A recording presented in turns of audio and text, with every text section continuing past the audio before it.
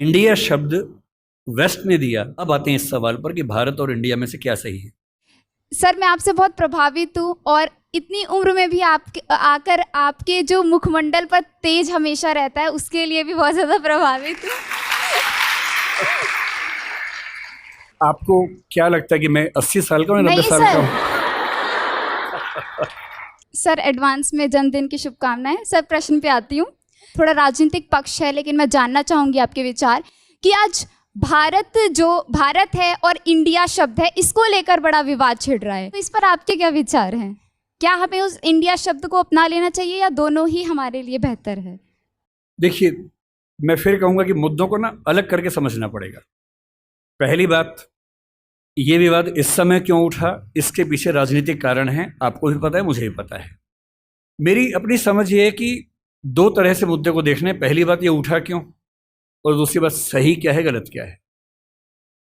ये उठा क्यों, इसके पीछे राजनीतिक पृष्ठभूमि पूरा देश जानता है, आप भी जानती है, मैं भी जानता हूं। पर कोई मुद्दा राजनीतिक वजह से उठा इसलिए मुद्दा ही गलत है, ऐसा नहीं होता है। राजनीति कई बार गलत काम करती है, कई बार सही काम कर देती है, और जनता के दबाव में अगर सही काम हो ही जाए, राजनीतिक वजह से ही हो, तो भी क्या बुरा है। अब आते हैं इस सवाल पर कि भारत और इंडिया में से क्या सही है। संविधान सभा में इस पर खूब बहस हुई थी। यह हमारे संविधान का अनुच्छेद 1 है और उसमें लिखा हुआ है, India that is Bharat shall be A union of states. बड़ी इंटरेस्टिंग बात है कि उस समय डिबेट थी कि भारत का नाम भारत रखें या इंडिया रखें। कुछ लोगों ने आर्यव्रत भी कहा, आर्यव्रत कहा, कुछ ने हिंदुस्तान कहा, सब नाम चले। अंत में सहमति बनी कि नहीं, भारत और इंडिया ही ठीक है। नेहरू जी ने खुल के तो नहीं, पर नेहरू जी के पर्सपेक्टिव से जो बात वहां पर ज्यादा आई वो ये थी कि हमारे संविधान के बनने की प्रक्रिया में जो बहुत सारे एक्ट थे जो अंग्रेजों ने बनाए थे, जैसे इंडिया इंडिपेंडेंस एक्ट 1947 का है, 1935 का एक्ट था, उन सब में इंडिया का इस्तेमाल था। उस समय के भारत की तरफ से जो समझौते अंतर्राष्ट्रीय थे, उन सब में इंडिया नाम था। पश्चिम की दुनिया हमें इंडिया के नाम से जानती थी, अमेरिका हो, फ्रांस हो, कोई भी हो, सब इंडिया जानते थे।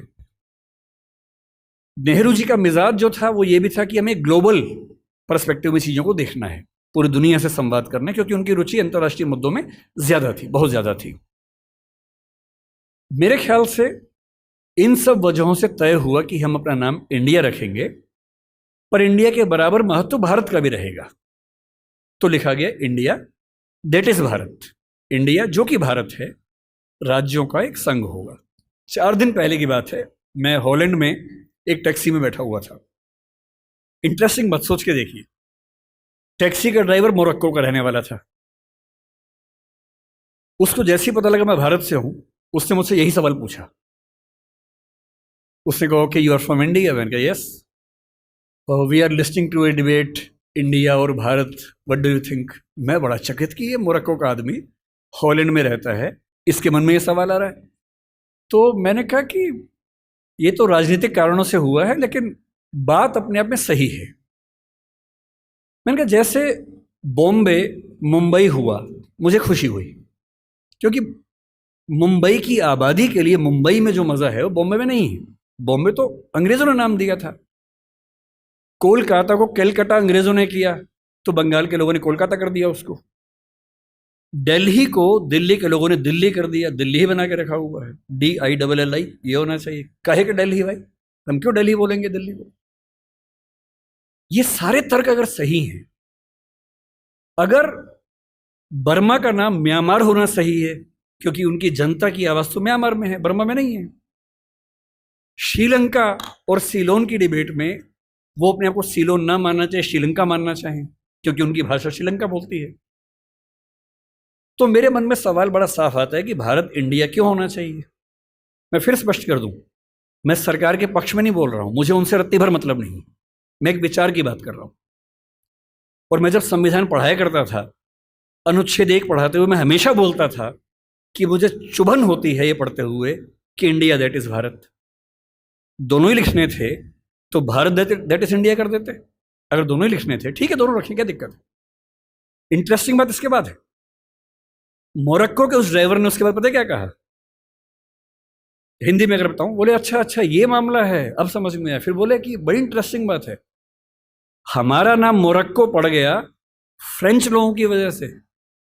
मोरक्को के लोग मोरक्को को मगरिब बोलते हैं।